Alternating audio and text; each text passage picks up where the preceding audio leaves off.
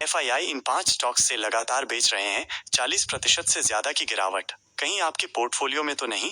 शुक्रवार सुबह शेयर बाजार में हल्की बढ़त देखने को मिली। निफ्टी 42 अंकों की उछाल के साथ 24,289 पर खुला, जबकि सेंसेक्स ने 29 अंकों की तेजी के साथ 79,830 के स्तर पर कारोबार शुरू किया। बाजार की चाल को समझना जरूरी है, खासकर ये जानना कि बड़े निवेशक कहाँ दांव लगा रहे हैं। लेकिन उससे भी ज्यादा जरूरी ये देखना है कि जब ये बड़े खिलाड़ी किनारा कर रहे हों तो हमें सतर्क हो जाना चाहिए। ईटी मार्केट्स के विश्लेषण के अनुसार विदेशी संस्थागत निवेशक एफआईआई ने पिछली 4 तिमाहियों जून 2024 से मार्च 2025 में लगभग 58 स्मॉल कैप शेयरों में अपनी हिस्सेदारी धीरे धीरे कम की है।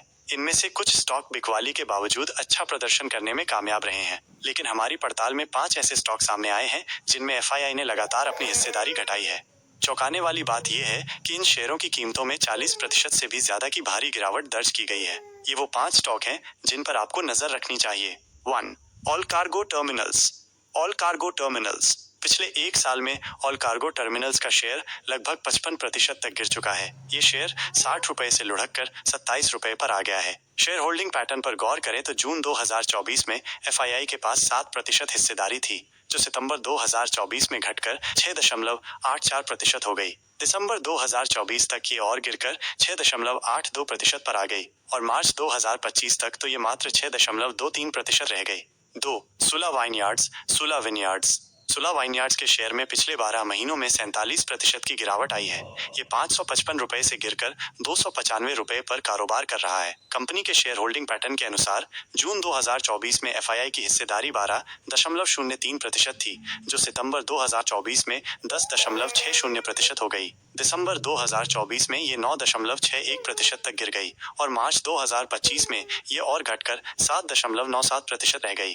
3. यात्रा ऑनलाइन। यात्रा ऑनलाइन। यात्रा ऑनलाइन के शेयर में पिछले 1 साल में 42% की गिरावट दर्ज की गई है।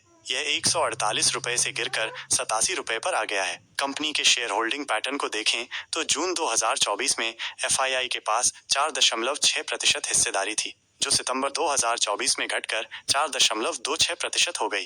दिसंबर 2024 तक ये हिस्सेदारी 3.09% तक गिर गई और मार्च 2025 में ये और घटकर 2.75% रह गई। 4. Dhampur sugar mills. Dhampur sugar mills. Dhampur sugar mills का शेयर पिछले 12 महीनों में 41% तक टूट गया है। ये 229 रुपए से गिरकर 134 रुपए पर आ गया है। कंपनी के शेयर होल्डिंग पैटर्न के मुताबिक जून 2024 में एफआईआई के पास 5.50% हिस्सेदारी थी, जो सितंबर 2024 में घटकर 3.99% हो गई। दिसंबर 2024 में ये और गिरकर 2.14% पर आ गई और मार्च 2025 में ये मात्र 1.97% रह गई। 5. Juniper hotels. Juniper hotels. Juniper hotels के शेयर में पिछले 1 साल में 39% की गिरावट आई है। ये 471 रुपए से गिरकर 289 रुपए पर आ गया है।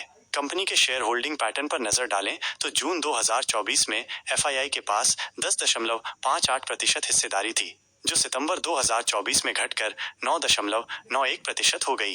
दिसंबर 2024 तक ये 9.39% तक गिर गई और मार्च 2025 में ये और घटकर 7.41% रह गई। ये देखना महत्वपूर्ण है कि एफआई इन शेयरों से क्यों दूरी बना रहे हैं। क्या ये किसी विशेष सेक्टर की समस्या है या इन कंपनियों के भीतर कोई चिंताजनक बात है? अगर आपके पोर्टफोलियो में इनमें से कोई भी शेयर है तो आपको सतर्क रहने और आगे की कार्रवाई के बारे में सोच समझकर फैसला लेने की आवश्यकता है।